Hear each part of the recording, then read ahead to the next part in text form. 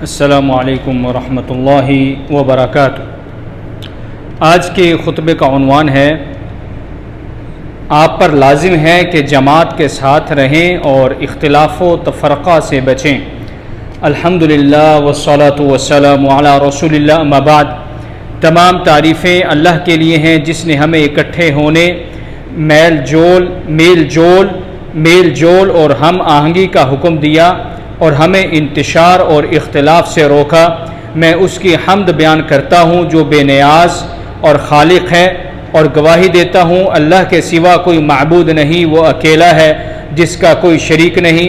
یہ گواہی دلوں کو خشیت و خوف سے بھر دینے والی ہے، اور میں یہ بھی گواہی دیتا ہوں کہ محمد رسول اللہ صلی اللہ علیہ وسلم اللہ تعالیٰ کے خاص بندے اور اس کے آخری رسول ہیں جو تمام مخلوق میں سب سے افضل ہیں۔ اللہ ان پر رحمت بھیج اور سلامتی عطا فرما، اور ان کے اہل بیت اور صحابہ پر جو ان کا دین دنیا میں پھیلانے والے تھے اور جو نیک طریقے سے ان کی پیروی کریں گے قیامت تک۔ اے لوگو، میں تمہیں اور اپنی جان کو اللہ کے تقوی کی نصیحت کرتا ہوں۔ یا ایھا الذین آمنوا اتقوا اللہ حق تقاتہ ولا تموتن الا وانتم مسلمون۔ اے ایمان والو، اللہ سے ڈرتے رہو جیسا اس سے ڈرنا چاہیے، اور نہ مرو مگر ایسے حال میں کہ تم مسلمان ہو۔ اے مسلمانوں، اللہ کے وعدے کو پورا کرو جب تم وعدہ کرو، اور اس کی نعمتوں کا شکر ادا کرو جتنا تم کر سکتے ہو۔ شکر نعمتوں کو قائم رکھنے اور بڑھانے کا ایک ذریعہ ہے۔ موجودہ نعمتوں کو قائم رکھنے کا سب سے بہتر طریقہ شکر ہے۔ کھوئی ہوئی نعمتیں دعا اور ذکر سے واپس لائی جا سکتی ہیں، اور موجودہ نعمتیں کفر سے ختم کی جا سکتی ہیں۔ آنے والی نعمتیں گناہ پر اصرار اور نافرمانی سے ضائع ہو جاتی ہیں۔ وَإِذْ تَأَذَّنَ رَبُّكُمْ لَئِن شَكَرْتُمْ لَأَزِيدَنَّكُمْ وَلَئِن كَفَرْتُمْ إِنَّ عَذَابِي لَشَدِيدٌ۔ اور جب تمہارے رب نے سنا دیا تھا کہ البتہ اگر تم شکر گزاری کرو گے تو وہ زیادہ دے گا، اور اگر ناشکری کرو گے تو میرا عذاب بھی سخت ہے۔ اے لوگو، تم بہت سی قوموں کی طرف سے حسد کیے جا رہے ہو اس نعمت پر کہ اللہ نے تمہیں دین اسلام اور ہدایت، وافر نعمتیں اور مصائب سے بچنے کا موقع عطا کیا ہے۔ تو محتاط رہو، اللہ کی نعمتوں کی حفاظت کرو اور اس کے شر سے بچو جو تمہارے نقصان کی کوشش کرے۔ جان لو، اسلام کے لوگ اس ملک میں اور ہر ملک میں 3 چیزوں کے محتاج ہیں تاکہ اللہ کے غضب سے بچ سکیں اور دشمن کی سازش کا مقابلہ کر سکیں۔ ان میں نمبر 1 اللہ کی کتاب اور رسول اللہ صلی اللہ علیہ وسلم کی سنت پر مضبوطی، اللہ کے لیے اخلاص اور نبی صلی اللہ علیہ وسلم کی سچائی کے ساتھ پیروی، شرک و بدعت اور خواہشات کی پیروی سے بچنا، اور فتنہ و دشمنوں کی باتوں سے بچنا۔ وَاعْتَصِمُوا بِحَبْلِ اللَّهِ جَمِيعًا وَلَا تَفَرَّقُوا، اور سب مل کر اللہ کی رسی مضبوط پکڑو اور پھوٹ نہ ڈالو۔ دوسری چیز، متحد اور جماعت کے ساتھ رہنا،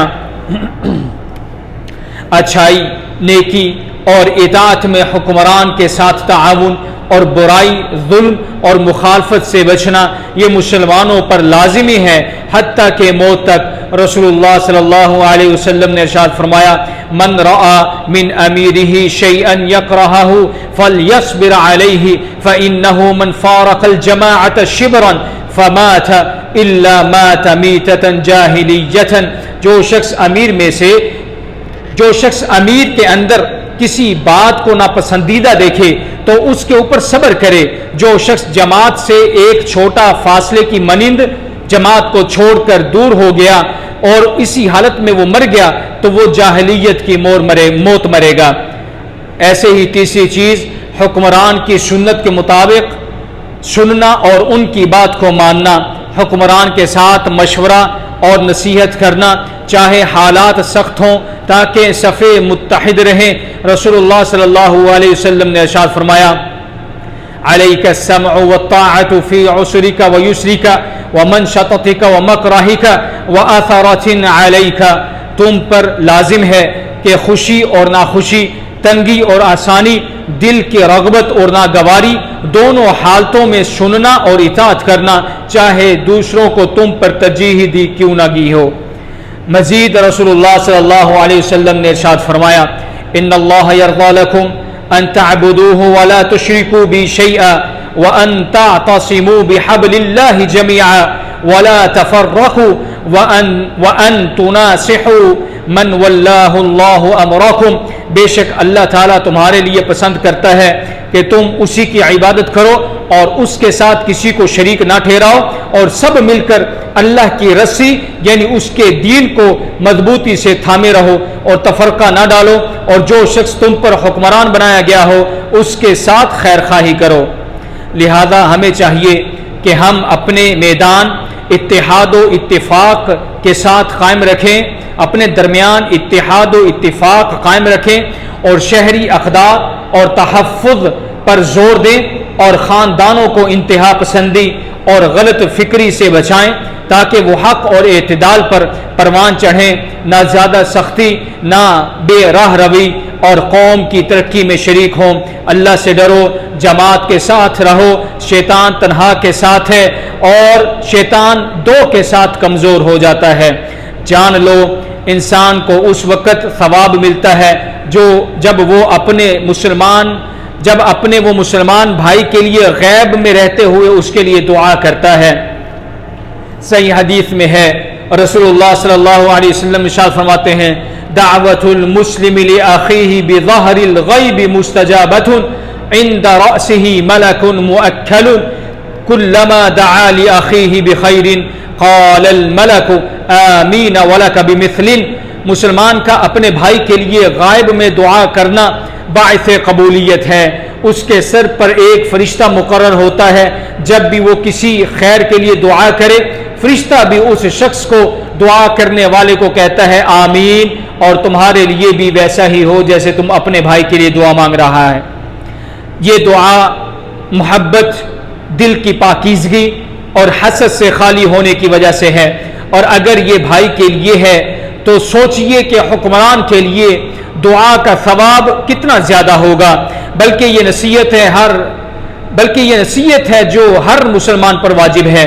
رسول اللہ صلی اللہ علیہ وسلم نے ارشاد فرمایا، ثلاثۃ لا یغل علیہن قلب مسلم، اخلاص العمل للہ ومناصحۃ ولاة الامر ولزوم جماعة المسلمین فإن دعوتهم تحیط من ورائہم۔ تین چیزیں ایسی ہیں جن پر کسی مسلمان کا دل کینہ اور دھوکے میں نہیں رہتا۔ نمبر ایک، عمل کو اللہ کے لیے خالص رکھنا۔ نمبر دو، حکمرانوں کے ساتھ خیر خواہی کرنا۔ اور نمبر تین، مسلمانوں کی جماعت کے ساتھ جڑے رہنا، کیونکہ ان کی دعا ان سب کو گھیر لیتی ہے۔ لہذا مسلمان کو چاہیے کہ وہ حکمرانوں کے لیے بھلائی کی دعا کرے تاکہ صف متحد رہیں۔ امام احمد بن حنبل رحمہ اللہ نے فتنے کے وقت یہ فرمایا تھا، لو كانت لي دعوة مستجابة لصرفتها للسلطان، اگر میری قبول شدہ دعا ہو تو میں اسے سلطان کے لیے وقف کر دوں گا۔ اور حسن بصری رحمہ اللہ نے ارشاد فرمایا، واللہ لا يستقيم الدين الا بهم وان جاروا او ظلموا واللہ لما يصلح الله بهم اکثر مما يفسدون۔ قسم ہے اللہ کی، دین ان حکمرانوں کے بغیر درست اور قائم نہیں رہ سکتا، چاہے وہ ظلم کریں یا نا انصافی۔ اور اللہ کی قسم، اللہ ان حکمرانوں کے ذریعے اپنی اتنی اصلاح کرتا ہے، اللہ ان حکمرانوں کے ذریعے قوم کی اتنی اصلاح کرتا ہے جتنی وہ بگاڑ نہیں کر سکتے۔